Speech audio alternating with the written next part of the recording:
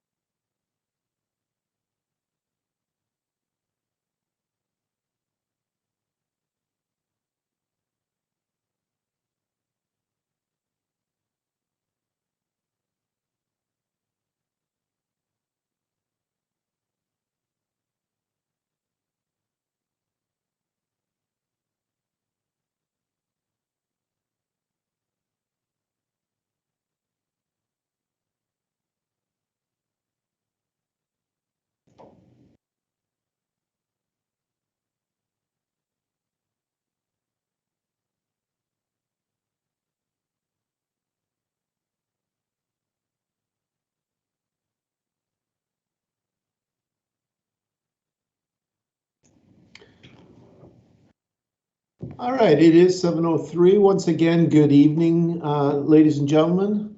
For those of you who have just joined, allow me to introduce myself. My name is John Collin. I am the city manager for the city of St. John, and welcome to this virtual presentation of information concerning the municipal election of 10 May. There's not really a master of ceremonies this evening, but if I could begin with some very quick introductions. We will have 3 different speakers that will be speaking with you this evening. First and foremost is our Chief Electoral Officer for the province of New Brunswick. Ms. Kim Poffenroth will give you some information. Also with us this evening is our city clerk, Mr. Jonathan Taylor, and one of our councillors who is not reoffering in this election, Councillor David Merrithew. And between the three of them, we hope that we can provide to you a more holistic understanding of the process associated with the municipal election and what it is like to be on Common Council. I'll return at the end of the presentation for a few concluding remarks, but in terms of the welcome to you all, let me also say that both as the city manager, but also as a resident of this community, thank you for stepping up. Thank you for throwing your hat in the ring and being willing to compete for a chair on the Common Council of the City of St. John. It is an incredible undertaking on your behalf. There is, to be sure, as the city manager, looking at how the council works and how the individuals on council work, I can assure you that it is a lot of work with a lot of difficult decisions. And that's not to scare you off, but that's simply to tell you how much we recognize and appreciate the fact that you're interested in participating in our democracy. So with that as the introductory comments, it is my pleasure to hand over to our Chief Electoral Officer for the province, Ms. Kim Paufenroth. Kim, over to you. Thank you very much, John. And Jonathan is going to manage my PowerPoint for me. So we'll just, he gets that up. There we go. So first of all, I'd like to very much thank the City of St. John for inviting me to take part in this evening's session. And particularly since all of you are joining us this evening, I think all of us have a desire to make our communities and the province that we live in a better place, both to live and work for ourselves, our families, and the people that live in our community. And there's no better way to give back to your communities and make a difference by giving your time and effort to serve your community, whether it's through elected office on council or some of the other boards and councils that we are running elections for this May. So obviously, if you're joining us this evening, you're very engaged and you likely are already aware that the upcoming elections, which as Mr. Collins pointed out, will be held on May 10th, will not only elect mayors and councillors across the province and in the beautiful city of St. John, but will also elect representatives to district education councils as well as regional health authority boards in the province. So my goal this evening is to offer you a relatively high-level overview of the qualifications for these positions and the steps for becoming a candidate for all of these positions, answer any questions you might have on the process for becoming an officially nominated candidate, and then at the end also touch on some of the things that Elections New Brunswick is doing to make voting safe for everyone. So if we can go to the next slide.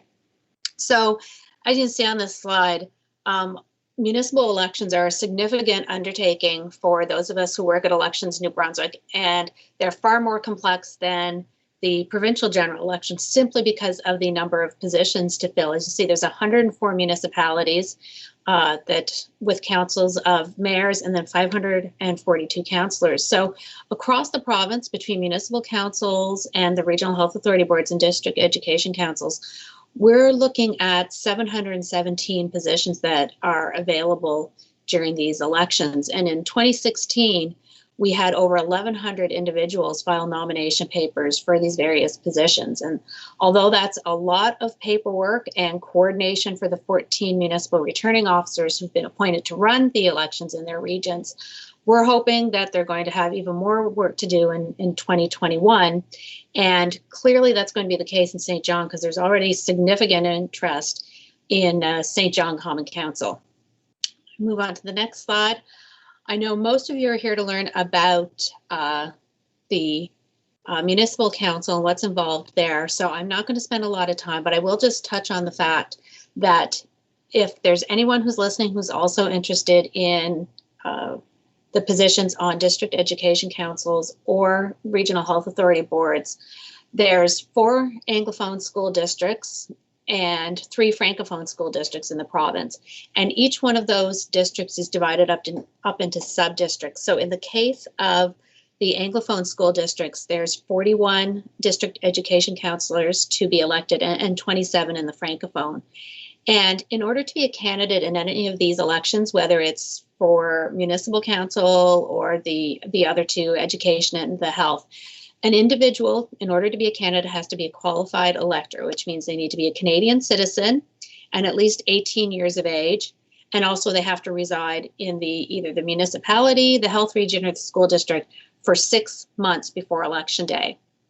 And if you're, in the case of St. John, if you're considering running in one of those wards, you also have to be a resident of the ward on the day that you submit your nomination paper.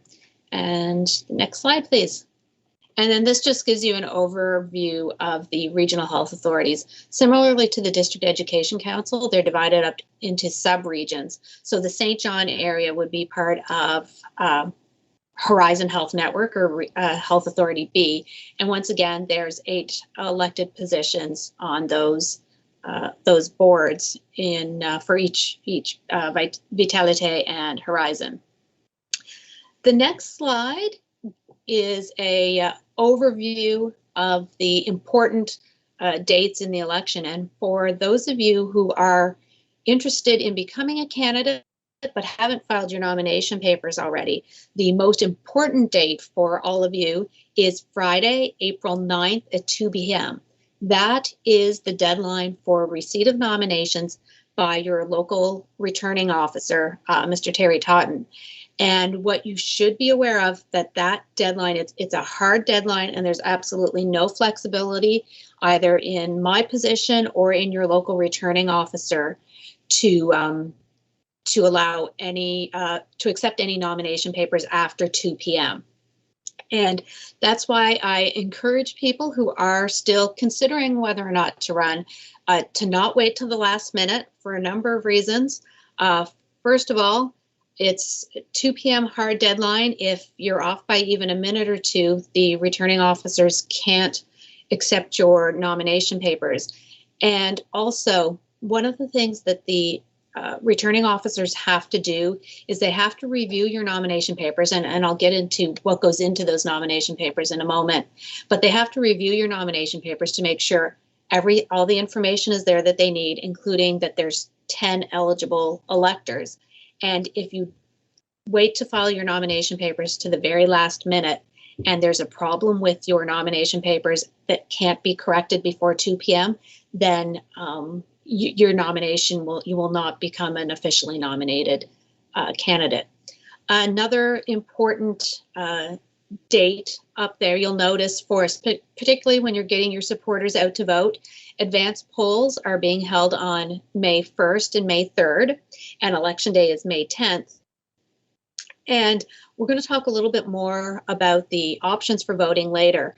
But something I like to make sure everyone's aware of, whether it's candidates or the public generally, during the provincial election in September, people are aware that they could go into the returning office once those offices opened and vote. And because of the complexity of a municipal election ballot, we don't actually allow people to vote until the printed ballots are available. So that will be by April 19th, those printed ballots will be available. So if you're encouraging any of your supporters to get out and vote and go to their local returning office, for example, or to vote by mail, they should be aware that those ballots won't be available until April 19th.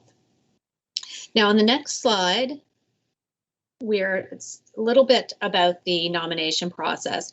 If you haven't already filed your nomination papers, you can go to electionsnb.ca and download the nomination papers from there, or you can obtain paper copies from the local municipal returning office. And the candidates need to complete parts B and C of that form. Part B is the candidate identification and other personal information about the candidate. There's also a option for candidates to provide information that we include on the Elections New Brunswick website. This includes an email address for voters to contact you. If you have a website or a Facebook page, that can be included, as well as a telephone number where you can be contacted. The other part, Part C, is the candidate's consent to be nominated. So a candidate can have an agent or someone else fill out on their behalf parts B, D, and E of the form, and I'll get to D and E in a moment. But a candidate has to personally complete the consent, and that's an important part. Your nomination paper cannot be accepted without the signed consent of the candidate, because it is possible for an agent to complete those forms. So we like to be sure that the every candidate nominated actually has consented to being a candidate. On the next slide, gets into the witnesses. So the witness to the nominator. So every candidate, regardless of which contest they're running for, requires 10 nominators, and they sign Part E of the nomination form.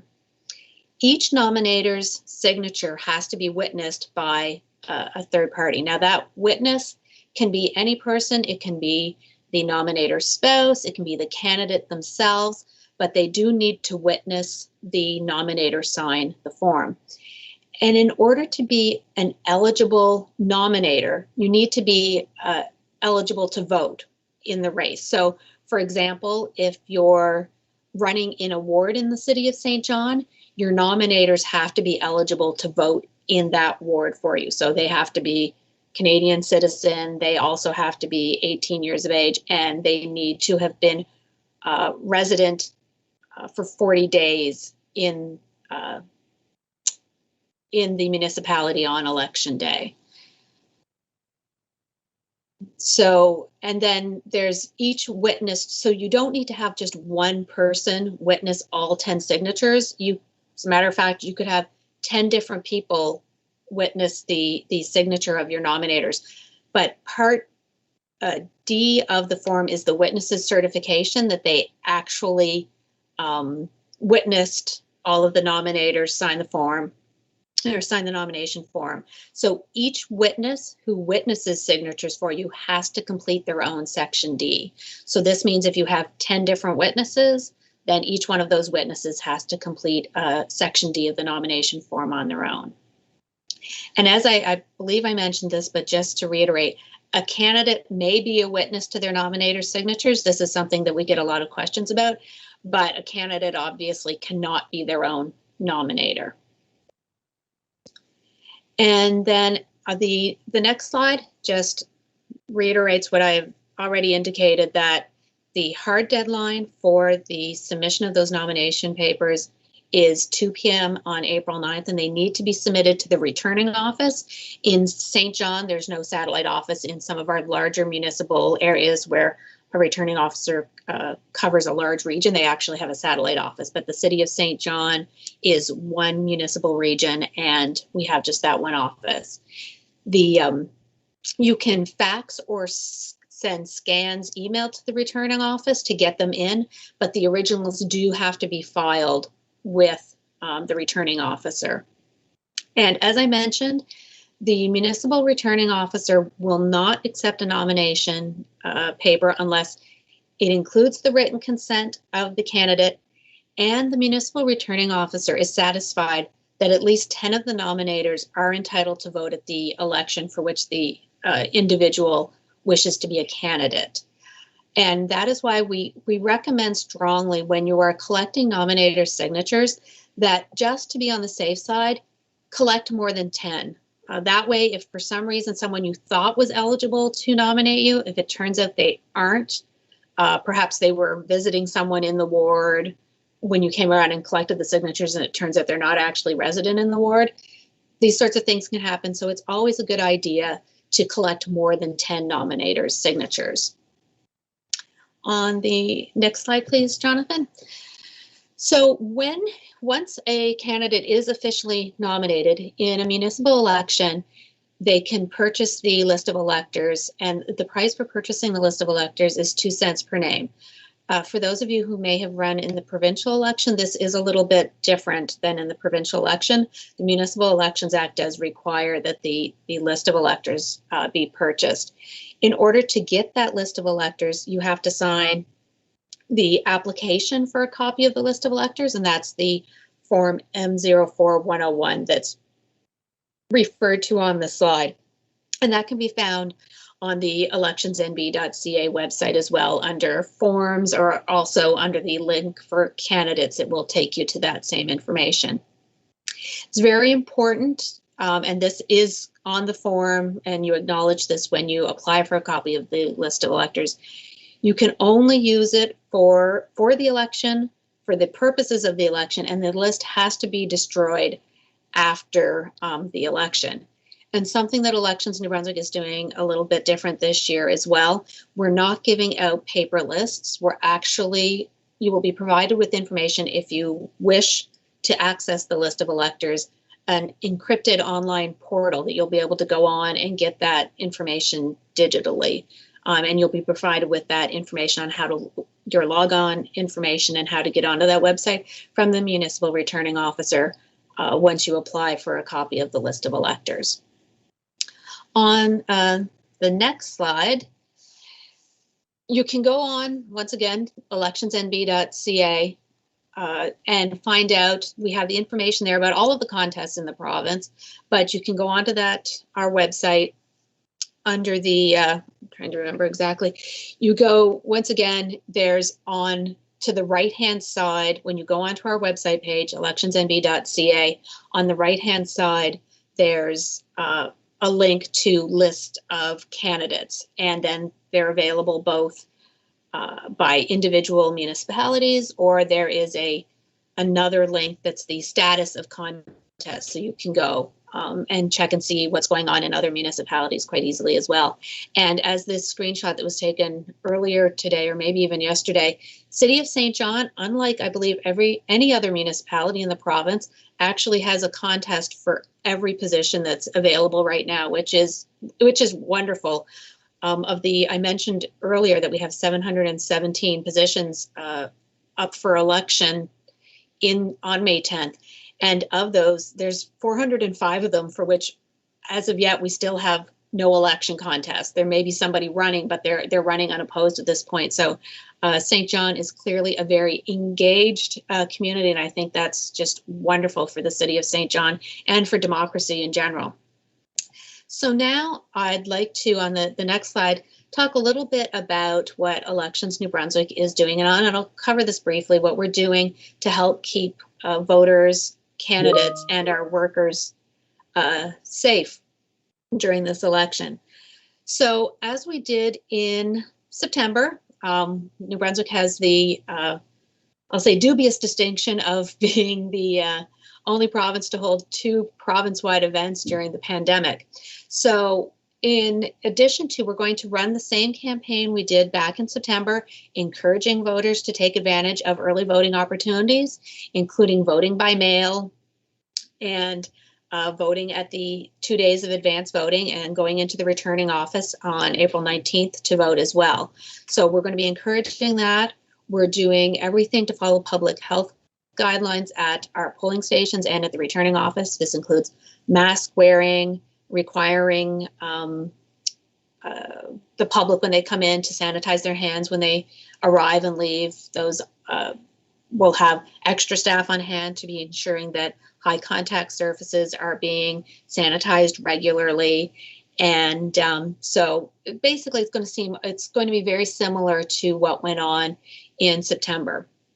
And also we are, in addition to that campaign to encourage people to take advantage of those early voting opportunities, we've also worked with public health to create a document which is available on our website at electionsnb.ca to provide some public health guidelines to candidates who are going to be campaigning during this pandemic. So once again, if you go to our website, electionsnb.ca, there's a link on the right-hand side of the page under information for candidates, and the document is entitled Public Health Guidance for Candidates, and there should be some helpful information there for you. And on the next slide, this is just a very clear graphic of the sorts of things that we will be doing to encourage safe voting during the upcoming election. And I think everyone's become very familiar with these, the good safe health practices during this pandemic, and I won't spend any more time on that. In terms of on the next slide, some of the voting opportunities, vote by mail is available as it was in September, but what we've done this election is created an online portal to receive requests for vote by mail packages. So that's your application for a special ballot. So an individual can go directly to electionsnb.ca, and there's a icon there for vote by mail. Lots of information and instructions on how to vote by mail, but you can use this portal, and it won't actually require you to download a piece of paper if you don't have a printer. So as I mentioned earlier, unlike a provincial election, during a municipal election, we won't send out write-in ballots. So as soon as those printed ballots are available around the 19th of April, the returning offices will send out those vote by mail packages to people that have already applied. You don't need to wait till April 19th to apply for a mail-in ballot package. As a matter of fact, I encourage people to do it early so that as soon as the printed ballots are available, they can be sent out. What needs to be remembered is that any mail-in ballots do have to be returned to the returning office that sent them out by 8 p.m. on election day. Any ballots that are received after 8 p.m. on election day cannot be counted.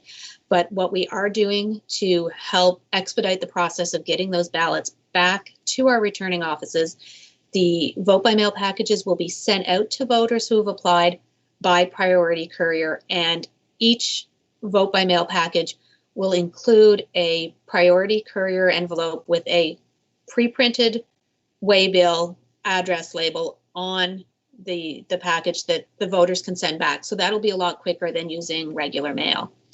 And then on the next slide, just a reminder about, once again, returning office voting is available starting on Monday, April 19th. The hours of our returning offices are up there. And that's all I have for now. Once again, we're really encouraging, and I do encourage you to encourage your supporters to help Elections New Brunswick flatten the election curve by taking advantage of those early voting opportunities, whether it's at the returning offices, the advance voting on May 1st and May 3rd, as well as the vote by mail option that's available, particularly for individuals that have, concerns about going out to the polls and being out in public under the circumstances. So I understand we're going to take questions at the end of the session. So that's all I have for now. Thank you very much.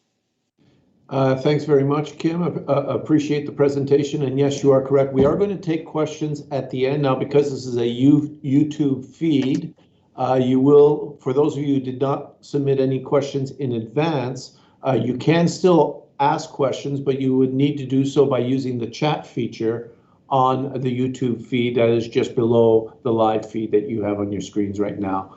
And with that, I would like to hand over to our city clerk, Mr. Jonathan Taylor, who will explain to you a little bit what our council is and its roles and responsibilities. City clerk, over to you. Thank you, City Manager, and thank you, CEO Poffenroth. I don't see any questions in our live chat right now, but we will follow up with that at the end. So just bear with me while I share my screen.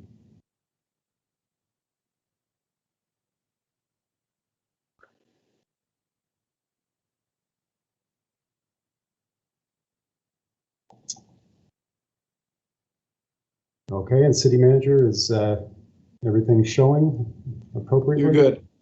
You're good. Okay. Okay, well, thank all the viewers who have tuned in to review this topic with us. And so we're going to go over some of the responsibilities and powers of a local government, and we'll get into the specific roles and responsibilities of members of council. So just to begin with, at the high level, the Local Governance Act. Now, this is a piece of legislation which governs the powers, responsibilities, and the general operations of local governments in all of New Brunswick. So the Act does address the powers that are vested in a council. The Act has the role of the mayor, the deputy mayor, as well as all the councillors. It also indicates the method in which council meetings proceed and what types of information can be discussed in meetings closed to the public. In addition, the Act has specific provisions regarding conflict of interest and code of conduct requirements for local elected officials. So what is the role of local government? Well, at a high level, it's to provide services, things like drinking water, sewer, wastewater, snow removal, parks and recreation, garbage removal, recycling, transportation, parking, as well as creating agencies to manage services. Also to keep communities safe, police, fire services, building inspections, and to maintain public assets like roads, sewer lines, water facilities, etc. So just a quick overview of the amount of services that are provided by the city. This slide gives you an idea. So over 600 kilometers of streets and 250 kilometers of sidewalks are maintained. The city engages with over 140 sports, arts and culture, community and neighborhood groups to create a livable, vibrant city. The city responds to over 2,600 emergency response calls for fire and medical, maintains 2,200 acres of parkland, ice surfaces, 1,500 tons of refuge, and 500 kilometers of water transmission. As well as a budget is managed in excess of $200 million for operating and $40 million for capital investments every year by City Council. And here's a high-level overview of the structure of the city. So you can see at the top level is City Council or Common Council. Reporting to Council, we have the City Manager, also known as the CAO in many other jurisdictions. As well as reporting to Council, we have standing committees of Council. Council just recently added a third, so currently we have Growth Committee, Finance Committee, and now there will also be a Public Safety Committee. Those committees can report directly to Council, similar to the City Manager. All other departments report to Council through the City Manager, and you can see on this bottom level the various services within the city. So the local government structure. So as mentioned in the previous slide, the City of St. John has a Council Chief Administrative Officer system. And this system is based on the principle of separation of policy from administration. This means that Council is responsible for setting policy, and the city staff is responsible for implementing policy and general administration. The Chief Administrative Officer, or as mentioned, the City Manager, as we call the position in St. John, is the most senior municipal official and is the only direct employee of the Council. The City Manager is the link between Council and the rest of the organization. The City Manager is accountable to Council for the effective management of all staff.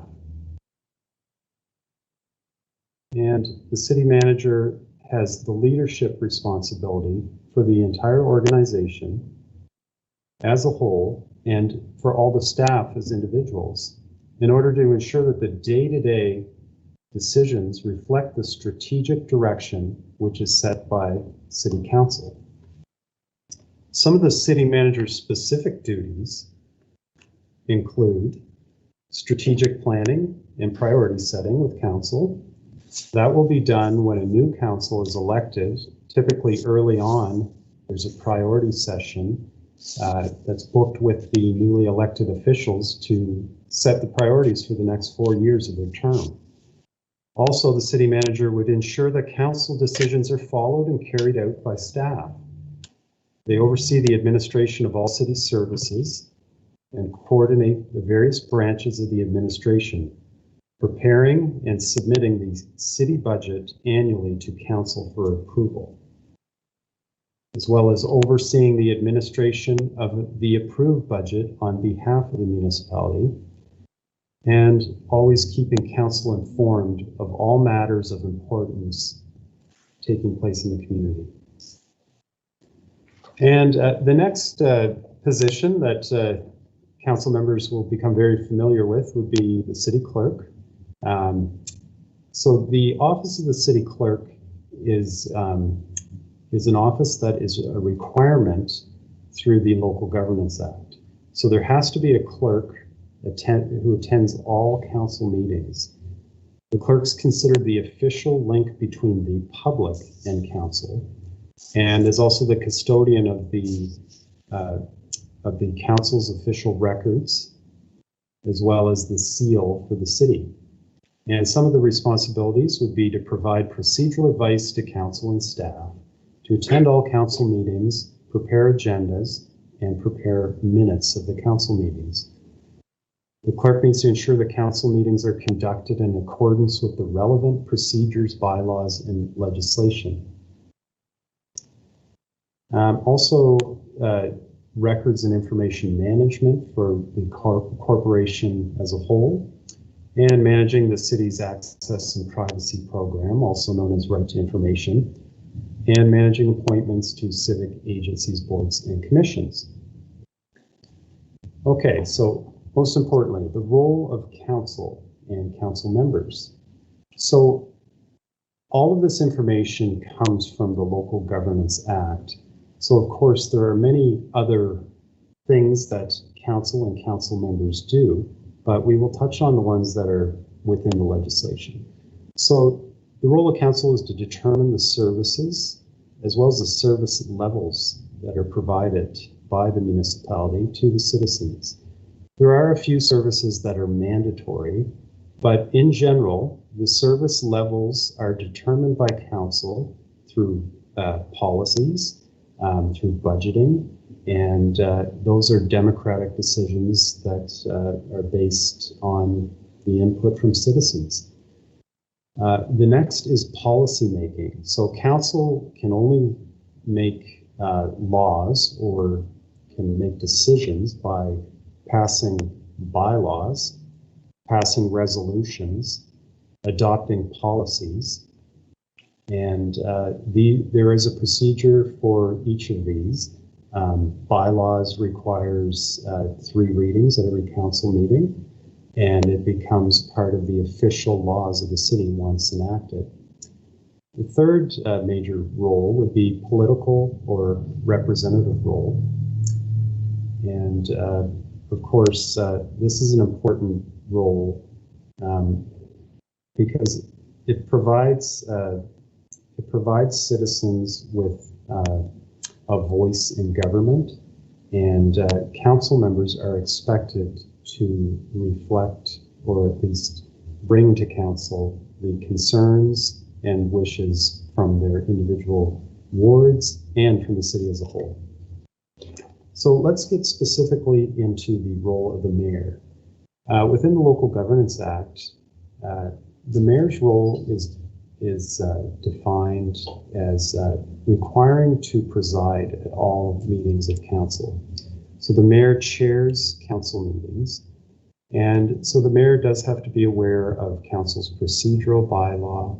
The mayor has to maintain decorum, as well as actively be listening and participating in the meeting.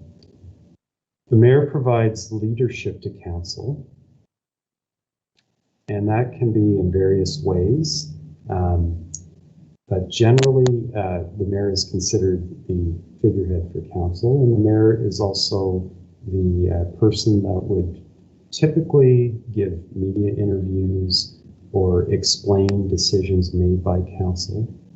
Interestingly, though, the mayor is only one member of the 11-member council, and they typically don't vote at a council meeting, only in the event where a motion has been voted upon and there's a tie. Now that is at the discretion of each municipality in New Brunswick, but in St. John, within our procedural bylaw, the mayor does only vote in the case of a tie. Also, the mayor communicates information and recommends actions to council for the improvement of the municipality's finances, administration, and government. The mayor is expected to speak on issues of concern to the municipality on behalf of the council. Also, the mayor is the key signing authority on all legal contracts, agreements, and deeds. The city is not able to legally enter into a contract without the signature of the mayor and clerk and the seal of the city. Also, there are a whole host of other duties that the mayor would perform, other duties that can be conferred upon him by council, or just other duties that involve community work. But these are the items that are listed within the legislation itself. In terms of the deputy mayor, well, the deputy mayor is another member of council. They would have ran as a councillor and been appointed as deputy mayor. And the only difference in their role would be in the absence of the mayor. In the absence of the mayor, the deputy mayor would have all the powers that the mayor's position has, including signing authority, chairing meetings. And also we have our councillors. So we have one mayor, one deputy mayor, and 9 councillors. 2 are at large in St. John, and rest are ward councillors.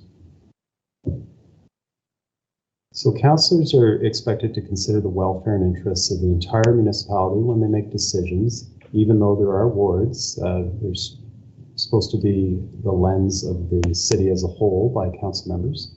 Councillors bring attention of any of council matters that may promote the welfare interest of the city. They participate in the development and evaluation of policies and programs. And council members are expected to attend and participate in all council meetings as well as committee meetings. As previously mentioned, on top of the council, there are 3 standing committees of council, which typically meet on a monthly basis.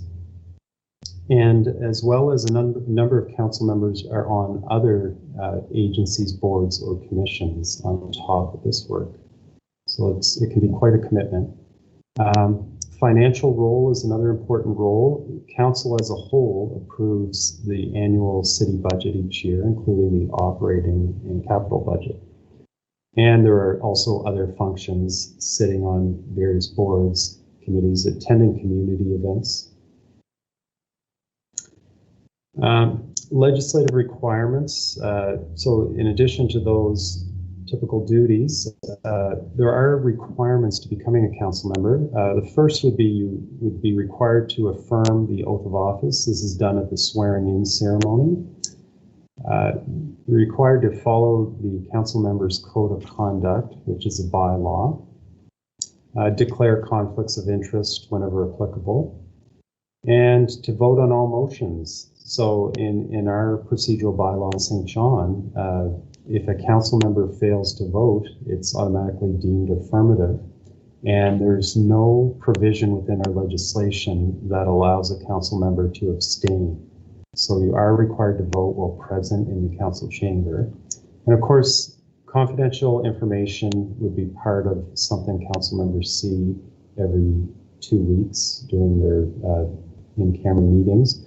And that has to be maintained. We are subject to right to information and protection of privacy legislation, and that includes council members, and therefore municipal officials are not able to share confidential information without authority. Just to touch on the salaries and benefits of council members. So I think 3 years ago, council member salaries were updated. So the mayor of St. John receives an annual salary of $88,000.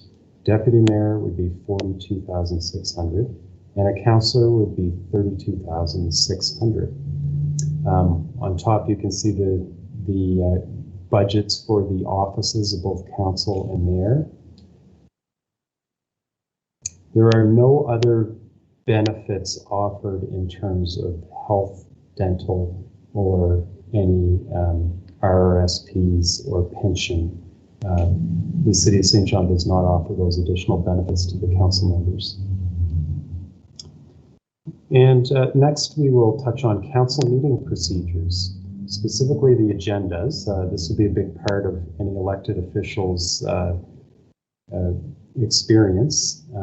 So meetings are typically held bi-weekly.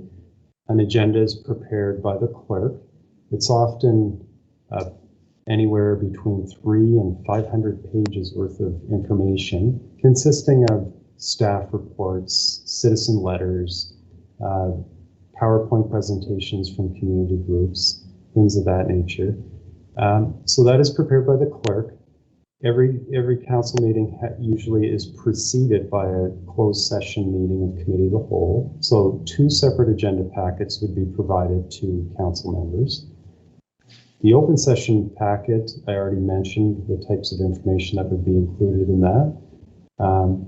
And committee of the whole closed session packets must reference why they're being held in closed session, as cities must adhere to the legislation, and there are only certain reasons that would allow a city to conduct a meeting in closed session, and those are always referenced right on the front agenda page of the city's closed session meetings to indicate that the city has carefully reviewed the Local Governance Act and has identified the reason as to why it's done it closed. Submissions from council members are another item that can be placed on any agenda, and that would be where a council member brings forward an idea to council as a whole, and they would provide background information, and they would add a proposed motion for council's consideration. Council does receive these these agendas electronically, and they're always sent out the Thursday prior to the Monday meeting to give council members a few days to carefully review the documents before the meeting. And the complete regular open session agenda package is published on the city's website on the Friday before the Monday meeting, and that's available to all citizens and the media. So in addition to, well, first we have the regular meetings. There are also special meetings of council, but to touch on the regular meetings, those are typically held bi-weekly on Monday evenings at 6 o'clock. They're usually 2 to 3 hours. Again, they are preceded by a closed session committee of the whole meeting, which is usually from 4:30 to 6. At the meetings, official city business is conducted. Also, public hearings may occur where the public can come to speak to council on matters of rezoning or land use matters. A quorum of council is needed to commence any meeting. So that's at least 6 of the 11 members need to be present in order for the meeting to begin. The mayor is always the chair unless absent or in conflict of interest, in which case the deputy mayor would take over. So the rules that govern the meetings are found in council's procedural bylaw, and they are based on Robert's Rules of Order. Decisions of council are always made through the adoption of resolutions at a duly convened open session council meeting or by enacting a bylaw. And meetings are always open to the public. We have had to make some adjustments during this COVID pandemic. However, we do also broadcast and webcast all meetings of council and have a hybrid technology allowing for both in-person and virtual meetings. Also, as I mentioned, special or emergency meetings of council are sometimes required, and they can be called by the mayor or by 3 members of council, and their purpose is to address urgent matters. Only a 24-hour notice is required to call one of these meetings. So committee of the whole meetings are another option that council can use when wishing to hold a meeting. These are more informal. They have fewer procedural restrictions, and they can be done in either open or closed session. So it would be more of an open meeting to have a committee of the whole meeting, as there wouldn't be as many restrictions. It's more of a free-flowing conversation, less time restrictions. And as I mentioned, they are sometimes open to the public, or they can be closed. And items can be discussed, but there's no formal decision that can be made at a committee of the whole meeting. It has to be a duly convened council meeting, as previously mentioned. So what about committee of the whole closed? Committee of the whole closed meetings are confidential. Confidential information is typically discussed within them, and this is one of the criteria for discussing a matter in committee of the whole. Another criteria for discussing in committee of the whole would be for personal information, or for information that could cause financial loss or gain to the municipality, land transfers, legal opinions, labor matters, employment matters, information that's gathered by the police, litigation or potential litigation, and information that could violate confidentiality.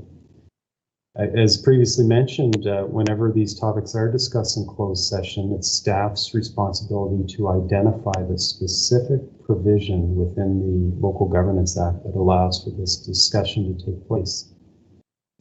And no decisions can be made. So there simply can be a discussion, and if a decision is needed to be made, this has to be reported out into open session of council, including some background information about the discussion and the proposed resolution.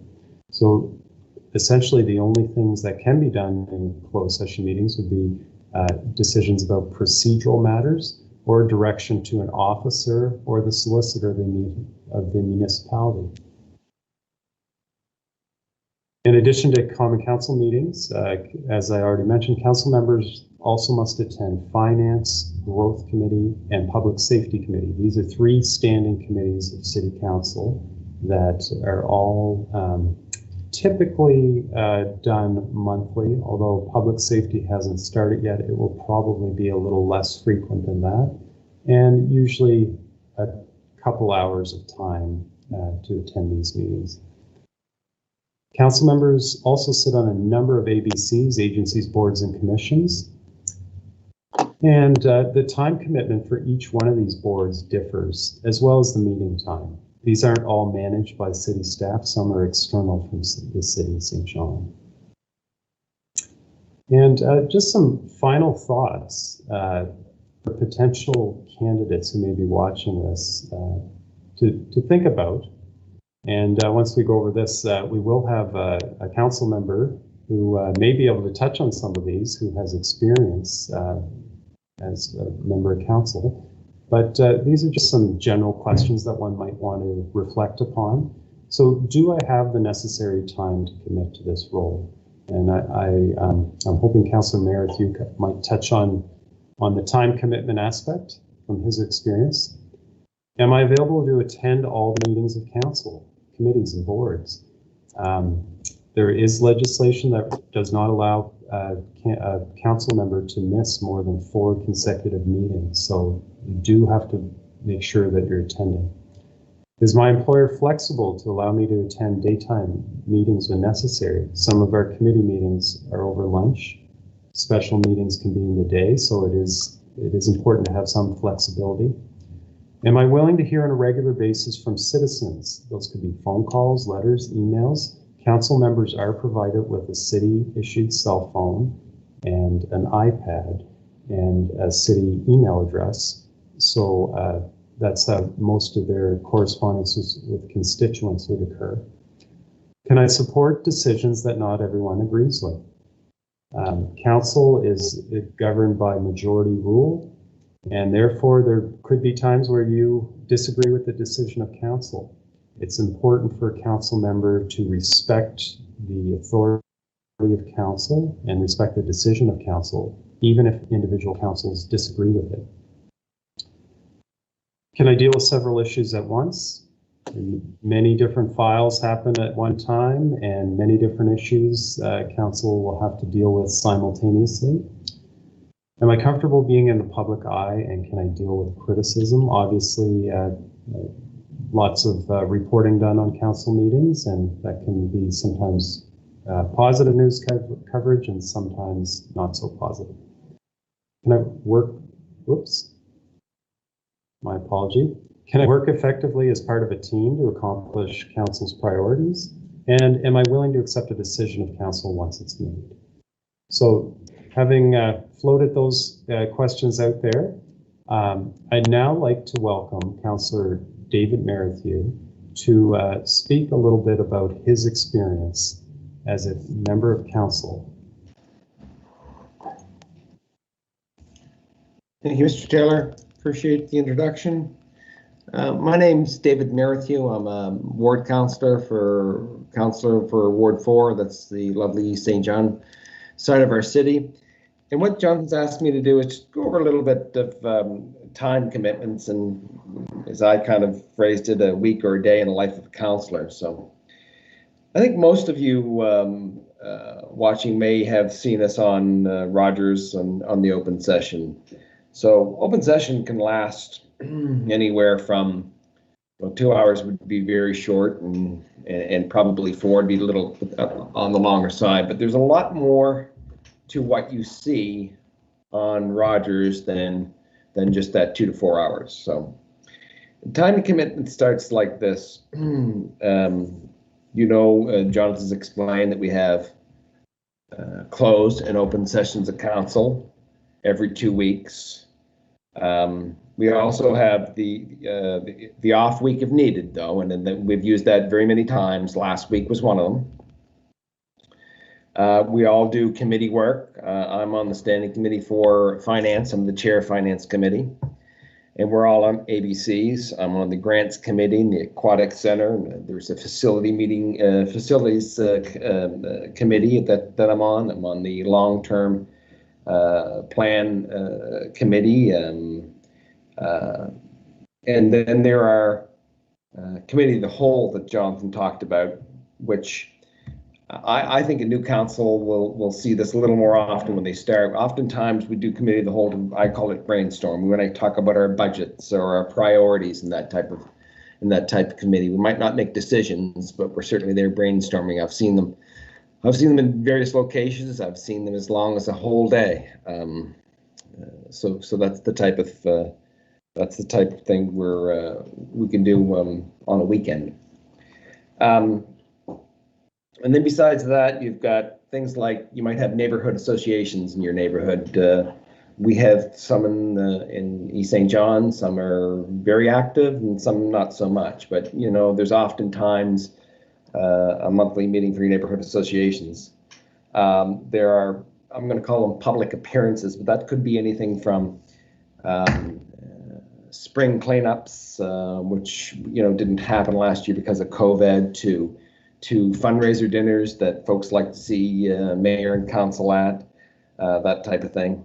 Then there are citizens' concerns, where you will get concerns from citizens. They will contact you one way or the other and have a concern, and it's, I believe, your job to at least set them in the right direction, if not solve that concern yourself. Whether you like it or not, the job with social media, with emails and so on is a 24/7 job. You will get an email on a Sunday afternoon at 2 o'clock, and somebody has got a concern about a road being not plowed or something like that, and they will expect you to reply. We've done it. I know my council mates have done it many times. That's a very brief overview of what I do, but let me just boil that down to, I thought I might tell you exactly what I did last week and how it went. So last week was an off week at council, but we did meet. On Thursday, we were given about a 500-page package. That's a lot of reading on a public hearing. One contested by some of the local residents. So it was very important. I bet you I put 3 to 4 hours of reading in there. I did it. My My MO is to take something on a Thursday night and brief it, and then over the weekend read it again. So that came Thursday night, 500 pages, 3 to 4 hours of reading. Then the public hearing was scheduled for Monday, which happened. Before that, we did a closed session, but it was half an hour, 45 minutes. That's all it was. But the public hearing lasted about 5.5 hours. So you had 6 hours of council on Monday.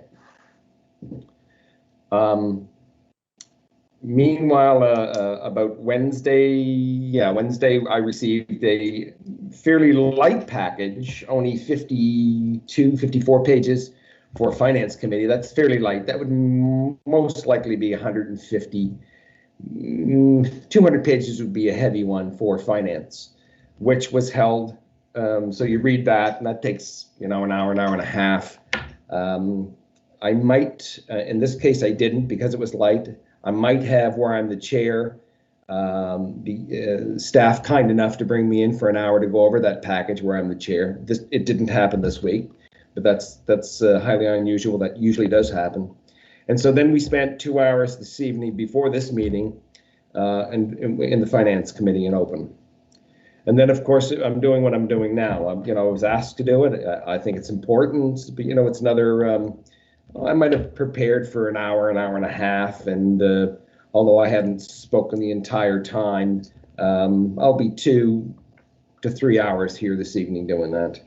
So all of that adds up to, I'm not sure I didn't add it up, but come Thursday, tomorrow, and there is a holiday this week, but I still believe we'll receive another package for open session on Monday, which is usually, if it's 300 pages, it's small. If it's 500 pages on the large size, but somewhere's in between. So that's what we'll do. So there is a massive amount of reading and understanding. Meanwhile, I did talk to staff about some things that in packages and so on and so forth I did not understand. I did have 2, I thought, important citizen concerns that I emailed some of our own staff that guided me through these concerns this week. So, overall, I said in the earlier meeting last year, that there has to be at least 15 hours a week that we put into to council, and some weeks much more. The unknowns of this is that you can do public appearances. I mean, and believe me, some of these dinners we go to are very fine dinners, and happy to go there. But you could do one every weekend before COVID. So you can put a lot more in than 15 hours, but it's got to be 15 hours, I would say, into your package, into the work before you do any public appearances. So I hope that gives you a little bit of a roundabout what I did last week or this week for council, and the commitment that I think that's important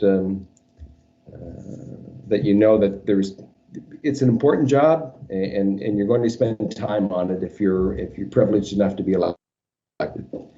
With that, City Manager, I'll put it back to you, sir, and answer any questions that might come forward.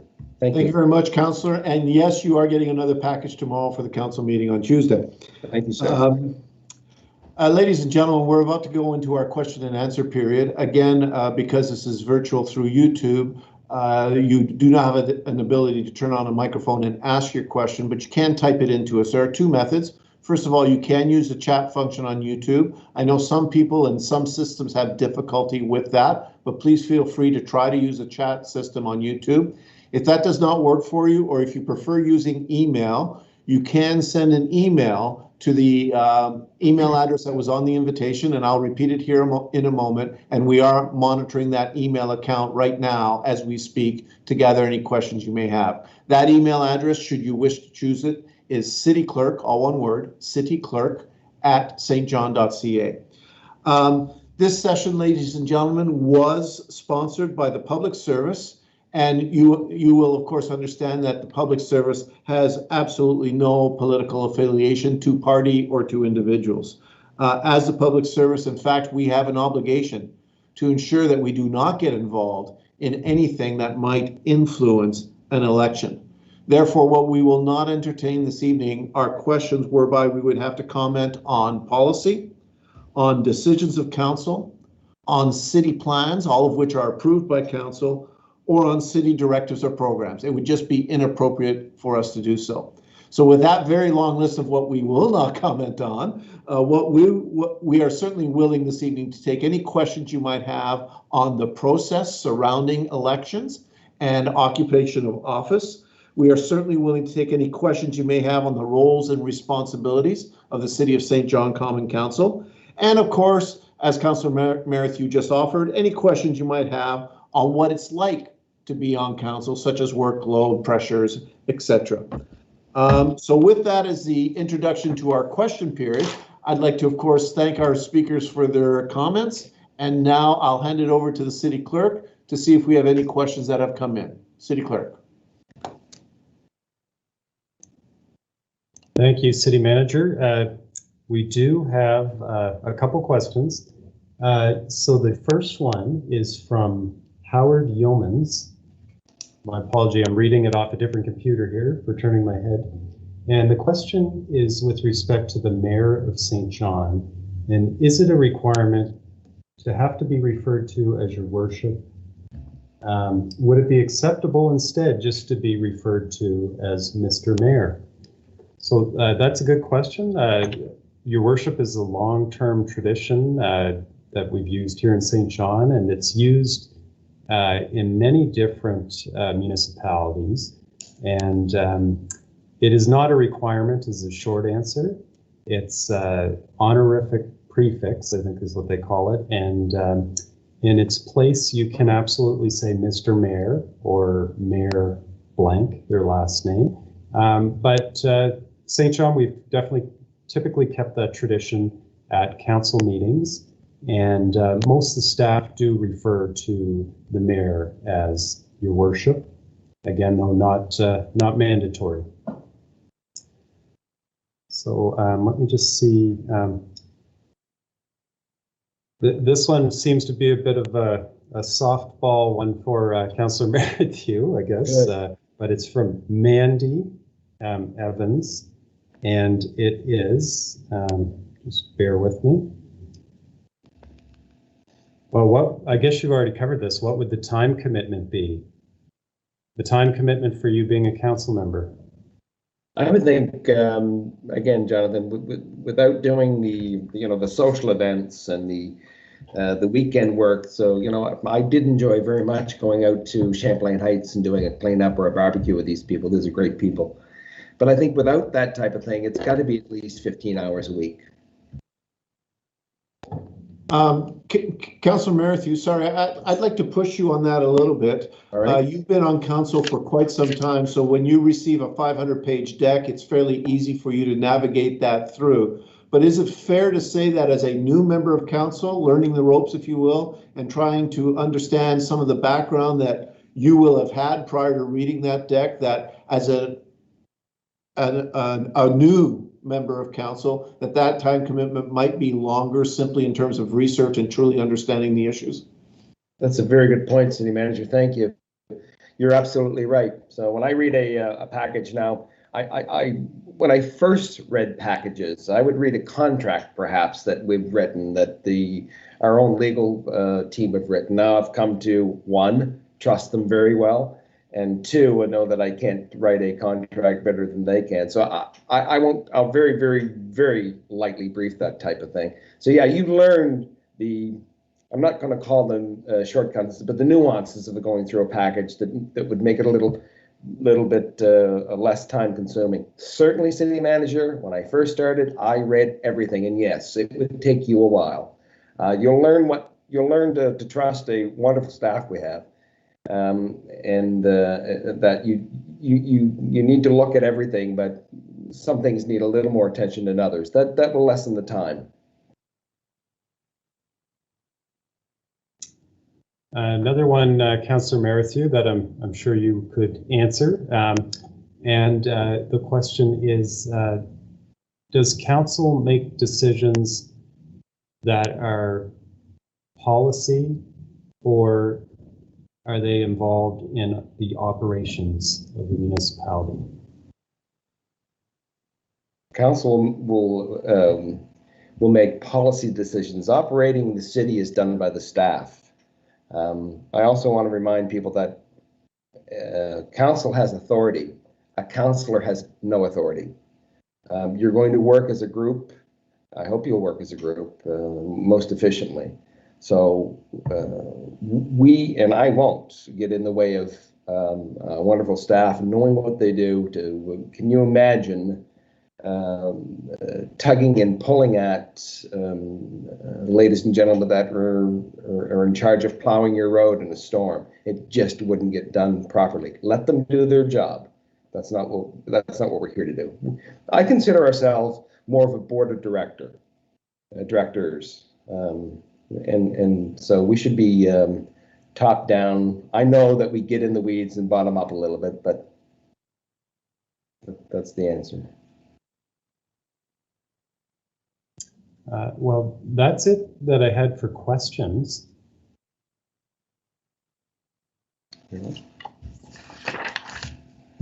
All right, then, just as we give chat and email just a moment to perhaps catch up, so we will pause for about 30 seconds here or so to see if anything else comes in.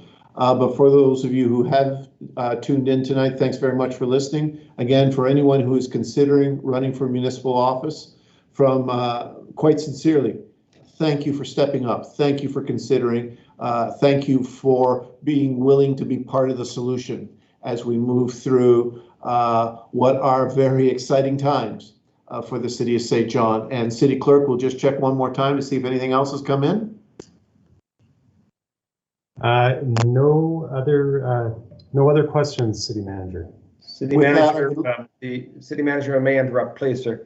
The job takes some time and some commitment, but it has been very rewarding for 9 years that I've done it. Thank you. Thank you, Councillor. I'd like to then close the proceedings by first of all thanking our Chief Electoral Officer for the province for being here this evening and taking time out of what is no doubt a very busy schedule right now to be part of this session. I'd like to thank Councillor Merrithew. And of course, I'd like to recognize and thank our City Clerk who organized and put this together. With that, have a wonderful and safe evening, everybody. Thank you very much. Good evening, everyone. Thank you. Thank you.